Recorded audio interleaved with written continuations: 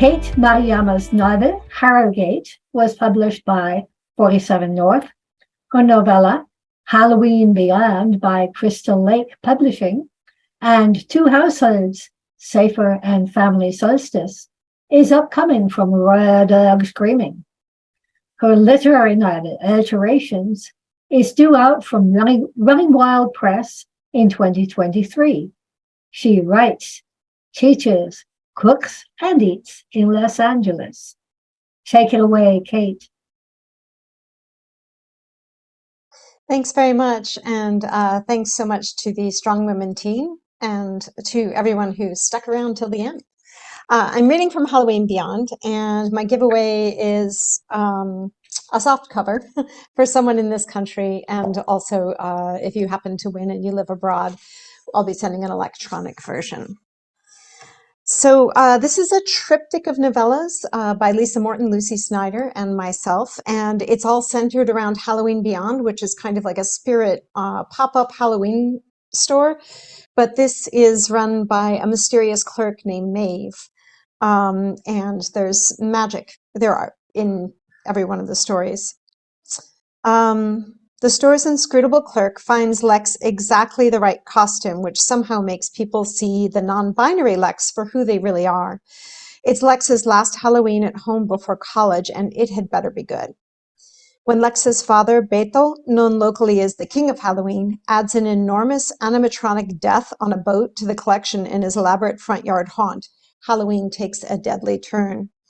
Lex had promised Maeve to meet her at midnight out front of their house, which seems somewhat foolhardy, but because of the experience of finally being seen in their suit, they're thinking differently about it.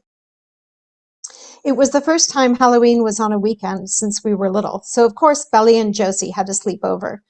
We were so tired and candy drunk, but for one night were given a break, and that was so nice.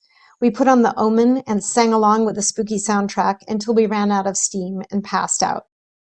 My 10-minute appointment alarm on my phone woke me up. It was almost midnight. Maria was bunking in with Mom, but Rachel and Bella's snores were just as homey as hers. Midnight? What the hell was this supposed to be anyway? Some chick I'd met at a costume store said for me to meet her at midnight.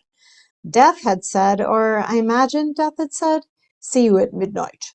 This was nuts. But that feeling, that anticipation tickled once again. I sat upright. Well, I was thirsty and I had to pee. What would it hurt to at least investigate?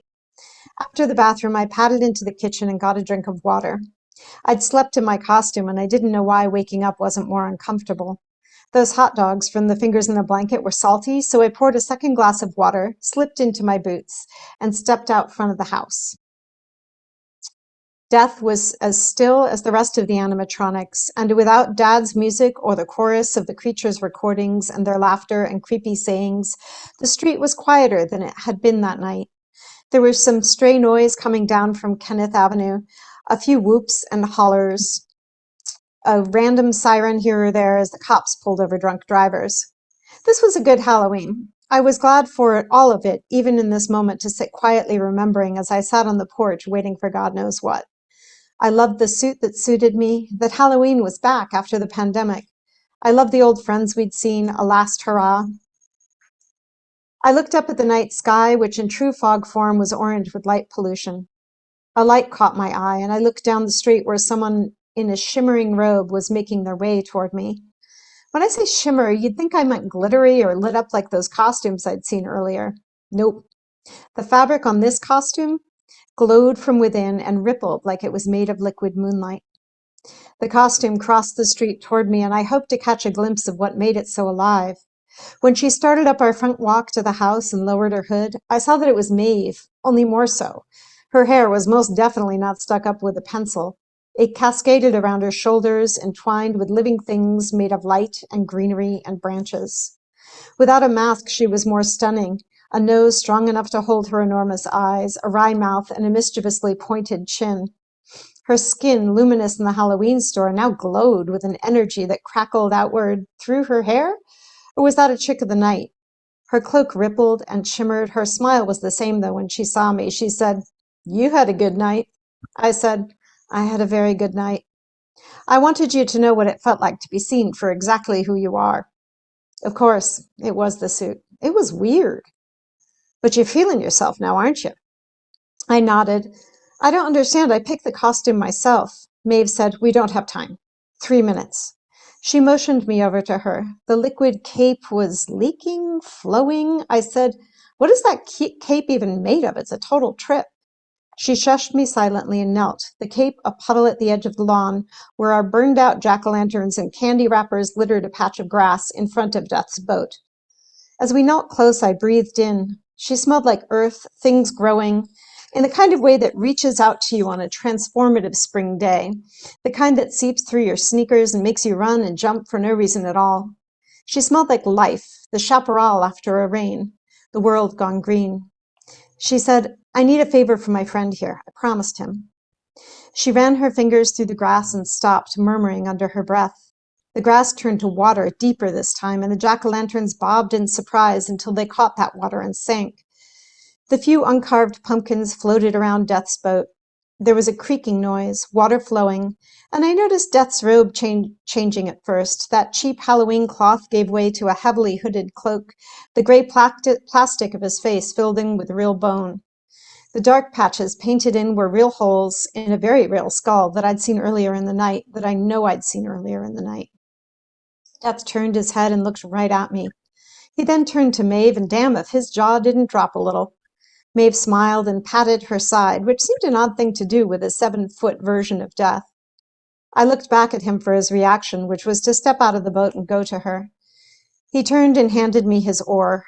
I took it hesitantly. What am I supposed to do with this?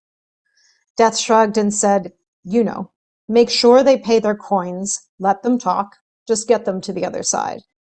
The other side of where? But the moment I took that oar, everything shifted anyway.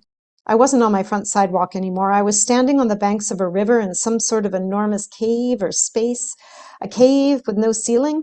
My eyes followed the walls up into blackness, and I looked above me into its void, thick and silent. My stomach sank in terror. My idea of the worst, that darkness. I looked back down to the dark, gray-black sand beneath my feet and scuffed my boots a little to remind myself I was in a place. I breathed. Maeve, in this environment, shone like the moon, and her cape rippled in the blackness like it was a part of it, crackling with energy and everything around her. She said, we won't be long. You'll hold the fort, right? Hold the fort. Okay. My voice echoed in the cavern. She walked a few more steps toward me with those green magical eyes set. As much as I felt seen in my suit, I was completely seen in that moment. She said, you have a friend who needs you. Take the coins, get them across. We'll be back. She turned. The tall, black-cloaked figure and the small one fell into step within 10 steps, Death had turned into an enormous black dog at her side, and they were off down my street, down the beach, and then my street was gone, and it was only me and the boat and the cavern and the water. Thank you.